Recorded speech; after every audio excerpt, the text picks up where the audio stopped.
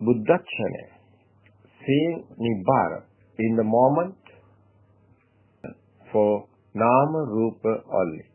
Without nama and rupa, there cannot be a vijnana. We call vijnana to explain no witness. For example, sota vijnana means knowing a sound. Chakku vijnana means knowing colors and forms. Jiva vijnana means knowing a taste and so on. Well, we call vijnana for any kind of knowledge.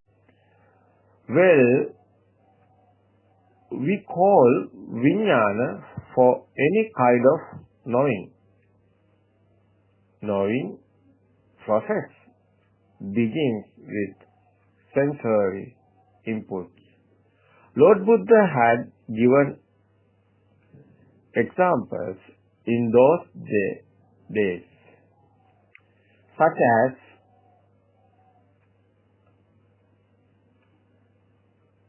paddy fire, cow dung fire, wood fire, etc. Vijnana is a common label given for such namings. You cannot locate vijnana anywhere. There is no existing vijnana. There is no vijnana without nama and rupa. Here, nama and rupa always represent an apparent thing. The sound, colors, taste, smell, and touch that come through sense give an impression of existing things. This kind of knowingness of such is the result of vijnana. It is just a label only. There is no existing vijnana. We use various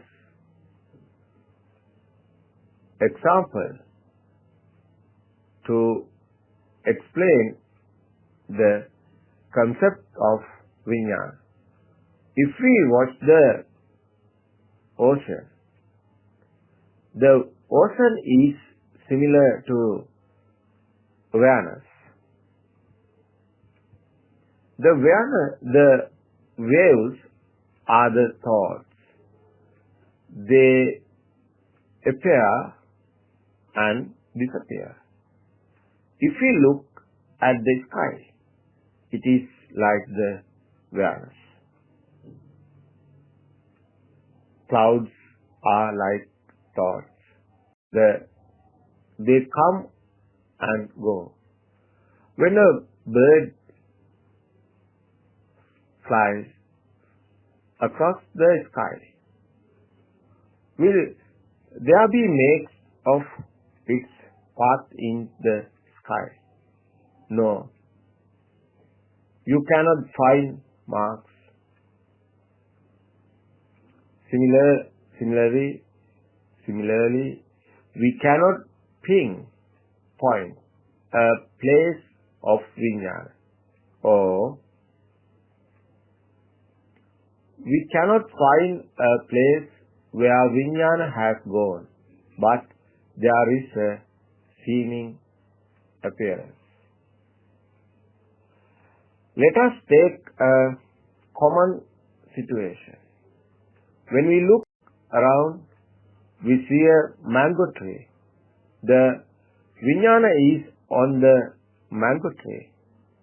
We see the earth. Then vijnana is on the earth. we see the sky. The Vijnana is on the sky. Each time Vijnana is associated with apparent objects. Such associations are due to delusion and lead to further progress of Vijnana.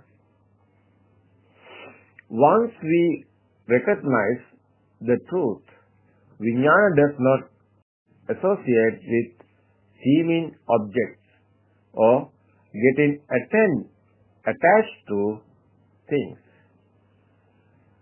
Even when we see apparent things, Vijnana does not associate things or attach to things. As if we cannot find any marks of flying birds in the sky, we cannot locate a place of Vijnana or where it has gone. It does not exist, just a seeming appearance only. This is the freedom. This is Chitta Vimuktiya. Buddha said that. If Vijnana associates with things, then automatically stream of thought begins. Then things or objects become real and exist. In other words, Vijnana falls onto appearance. Vijnana falls onto this, falls onto that. This is a book, this is a car, this is a sound. The objects become real and existent due to such association of objects. Identification happens. If things or objects are taken to be existent, then there is birth. That is the birth of a thought.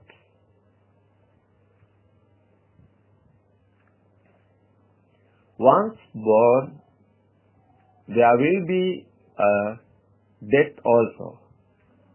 The birth of a thought happens right at this moment only. That is the birth of Aramuna. This is the Bhavaya. It happens at this moment. This is a kind of knowing. It is not a thinking. It is felt internally. Once a knowing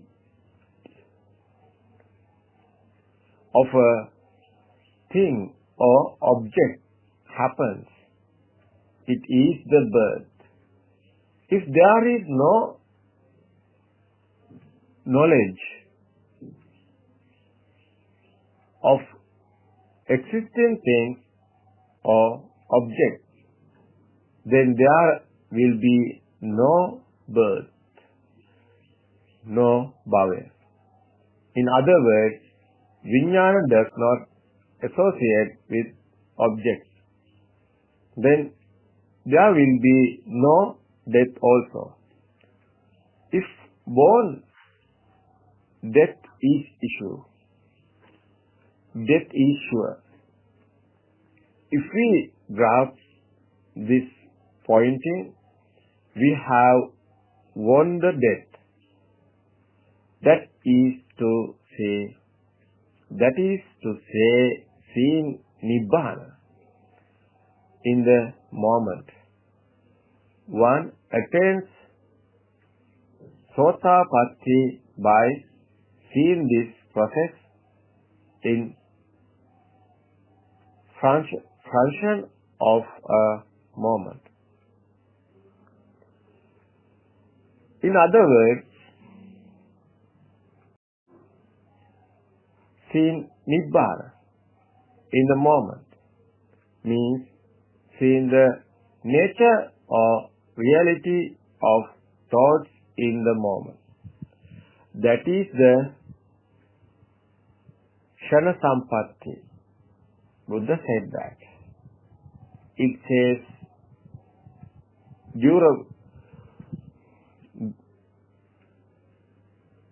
Durabam Saddhamma Savanam Durlabam Shana Sampatti.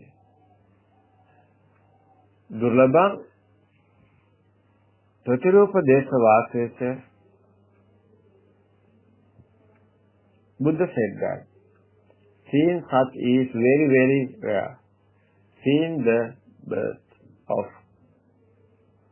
Aramuna at this very moment is very rare. The Aramuna itself is the thought. If there is no knowledge of things or objects, it is the Bhava Nirodha. Bhava Nirodha Nibbana. Buddha said that. It is Nibbana. How the Vijnana associate with objects? If we do not understand the basic of Buddhist philosophy, the result is the blind belief of existing things and the world.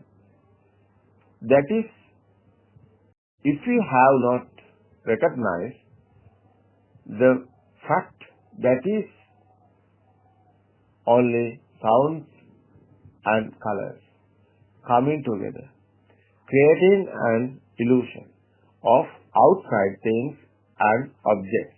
Vijnana keeps association objects. If we recognize through the wisdom that there are no things, it is merely sounds and colors binding together, then the Vijnana cannot associate such imaginary things or objects. Let us analyze how apparent things come into existence. Colors are received by the eye. Sound are received by the ear. There was no thing in the color. Similarly, there was no thing in the sound. This fact is clear. Let us take an example of a book. I receive only color and shape of the book. For easy reference, we take only color here. I cannot receive sounds. Ear can sense sounds only. In America, it is called book. In China, called something else in Chinese language. With these two separate this sensory input, how the knowledge of a book happens. Eye is like a camera. It can form image only, that is colors and forms. Sound comes to the ear separately. Therefore, with this two distinct sensory sparks. How the knowledge of the book comes into the vijnana. There must be some process happening here. However, it is our common experience that the moment we see a book or anything, we get an inner feeling or impression of an object. We feel internally this